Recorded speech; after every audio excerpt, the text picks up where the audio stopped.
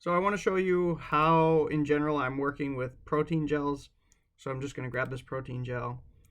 And anytime I'm working with data, I'm actually always setting up my files to be the size of a paper. So let's do 8.5 by 11. And the pixels per inch, I'm always setting at 600. And most of the journals print at about 300 dpi. So I know that if I set my file to 600 pixels per inch, it's always going to be sharp for the journal when I submit my images. So I'm always doing figure preparation at very, very high dots per inch. Now, most image capturing machinery for gels like this is protein gel. Most of them are automatically black and white, and most of them have built-in functions for contrast adjustment.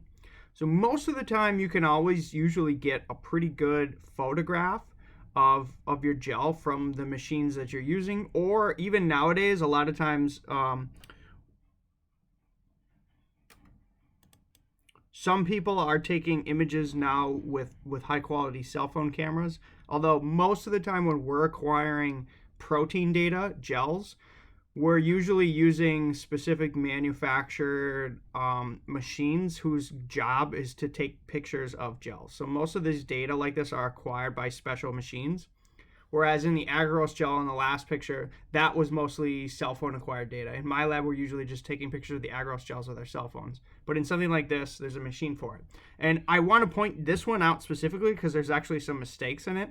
Anytime you take a picture of a thin gel like this, you always want to automatically, before you decide that this is going to be your final image, you want to decide whether or not the quality of that image is good. And the quality of this image is actually kind of bad because there's bubbles in the gel. So there's a bubble here, there's a bubble here, there's a bubble here, there's a bubble here. So if I really wanted to get a real high quality image of this gel, which you usually do want to do, I would go into the machine, I'd take my finger, I'd press out these bubbles to get them out of there because they're actually messing with your ability to interpret the data in these regions. So I would get rid of these bubbles, but I use this gel as an example because it's a good example that has some flaws in it that you might encounter in the real world.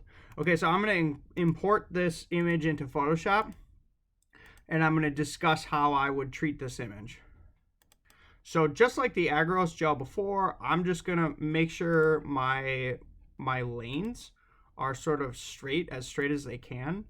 And when I'm looking at this, it looks like in the gel there might be a little subtle tilt. So I'm going to tilt the gel just a tad, see if that makes it better. That to me looks a little bit straighter. So I always want to present gels in a way where they're straightened out. And then I'm just going to proceed exactly the same way as I did with the agarose gel. I can either make a choice to leave in my marker or fill in lines at those marker positions and crop it out. I'm going to leave in the marker here. Probably a good idea in general, just leave it in if you can. And again, I'm going to select a region that includes all the data, and I'm not going to leave out any data in this case. So obviously we would all agree everything within this box is now capturing all the data. And now I'm going to select the inverse, and I'm going to erase the extra components on the outside that aren't contributing to the data interpretation. Okay, now I'm going to go select inverse, and I'm going to quickly do what I did with the agarose gel. I'm going to do edit stroke. Let's do the 12 pixels again with a black color. Let's see what this looks like. I think that's a little too thick in this case. That stroke's a little too fat. Edit stroke. Let's try 6 pixels. And that's much better. That's much less tacky. Now, I do want to bring up an ethical adjustment, which is contrast adjustment. Right now, as it is, the contrast in this image looks pretty good. This you could almost publish this figure as is. It's pretty just really good capture of the image in terms of contrast and ability to see the bands. But many times people will adjust the contrast of an image, and that is legal to a certain extent. So let me show you this. Let me show you a contrast adjustment in Photoshop. Image, adjustments. You can go to this thing called levels. And what will pop up is actually a histogram of the pixels. And this histogram is actually really useful. So if you pull the whites and make them whiter, you can see how if you go to a certain point, you've now literally like erased all the data, okay?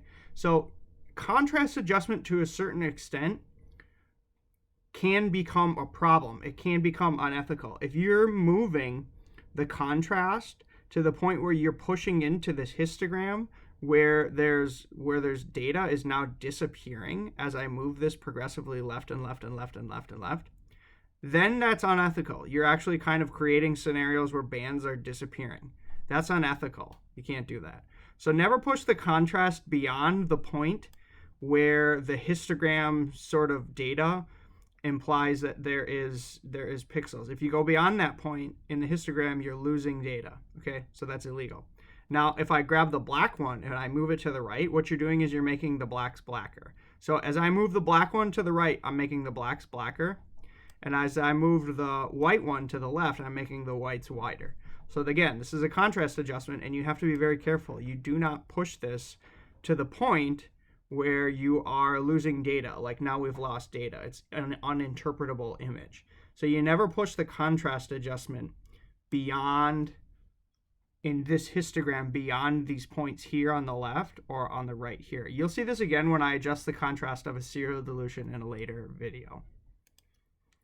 But even before, like that contrast adjustment in this case did not actually even contribute very much to this image. Like it didn't really do very much. But there are scenarios where you do need to adjust the contrast because an image was captured at possibly really very, very poor quality. And it might be that the background is extremely dark. And so you can use contrast adjustment to decrease the background, making the data more visible. But you have to be extremely careful. And now once the protein gel is like this, again, you can add extra labels. You can label the lanes like we did before. You can label the markers. You can label relevant bands. A lot of things that's very common is people will put a little, they'll put a little mark. Like if this was a particularly important band that they wanted to discuss, oftentimes people will make a little bar and they'll say this band. Right, they'll point to that band and then they'll type something out. Use Arial font. And I try to make my font always consistent and always such that it matches the thickness of my lines that are in the image as much as possible. So perhaps this band corresponds to lorem ipsum. Just an example, this is how you might represent protein gel data, which is already sort of black and white.